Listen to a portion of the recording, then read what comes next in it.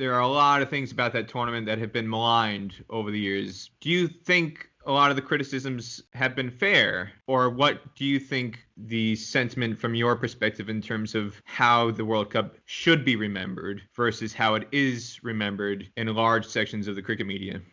Name another country that built 9 new cricket stadiums and 26 new training fields while they were renovating their hospitals, hotels, roads, and internet.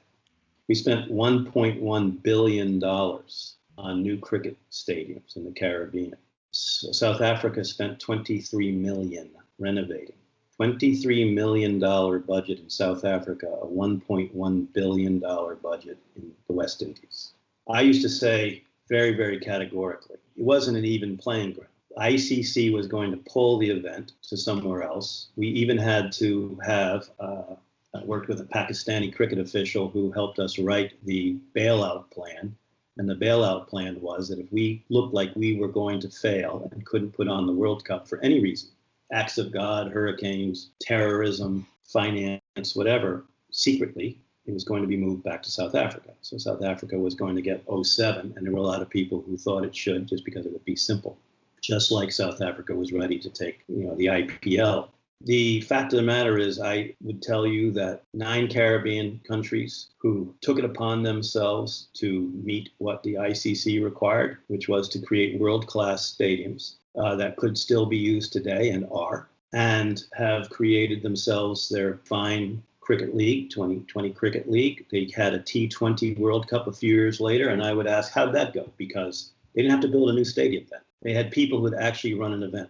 We were dealing with countries who would be used to an England team coming in or an India team coming in or somebody coming in for a tour and having a game or two and then leaving. All of a sudden, we have 16 countries, including your own, coming in with the world's media. And the whole idea was we had to come up with venues. There was no money to do it. The governments had to go out and beg, borrow. The TV money comes after the event. So you're not sitting there yet. I mean, the first thing we had to do was to go and actually find a way to get banks in the Caribbean to help governments and the Cricket World Cup Organizing Committee operate. So unlike a World Cup or Olympic Games where all of a sudden billions just pour into those countries and cities, the Rupert Murdoch billions were just kind of coming into play. We were the second event.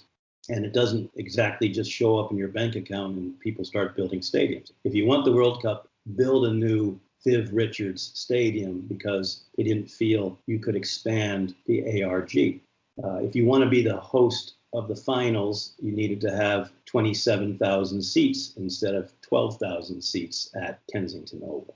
If you want to have the opening game, when Jamaica did, Sabina Park needs a whole new facility. So what other country has ever had to do that? And by the way, the West Indies isn't a country. It's a collection of countries who, by the way, are rather not the most friendly to one another. And for me to make countries sign contracts was crazy. There were days where Trinidad asked me, show me that Jamaica signed the contract and then we'll consider signing the contract. The hardest group to get anything done was Barbados because they are such perfectionists. They would have meetings to have meetings to have meetings before the decision would be made. It just took forever. And yet I loved working there. In fact, I moved my home from Jamaica to Barbados because it was so crazy to try and run around the Caribbean with the airline situation. So it was easier for me to move my headquarters to Barbados, work and live there, work with them because they were going to host the finals. And I could make day trips on some of the smaller airlines to some of the smaller countries on the eastern side.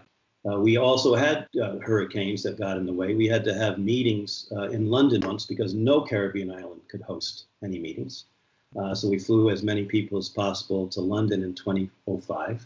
I'll take it as a compliment that people might even still be talking about it to this day. But I tell you, name me another country that if you had to say tomorrow, countries need to tear down what they have, and it's not realistic, but take a new country that's never had a World Cup and say, okay, you can have a cricket World Cup, even in the United States. Let's build 9, 10, or 12 cricket stadiums that actually meet ICC standards.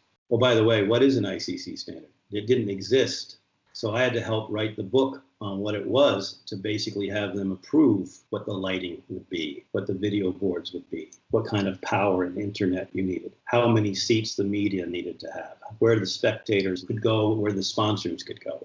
There was no booklet that said this is what you have to have. So these were trying days, but I loved every minute of it. And as I said, I may be the only person in the world who can claim all the cricket stadiums in the Caribbean, United States, Bermuda, and I've done some other work in a few other countries, including the Maldives and Singapore, where I did some consulting on some venues there. So, I'm at about 16 cricket stadiums around the world and 26 training centers and training fields around the world. Any country who wants to try and do that in this day and age will find it difficult.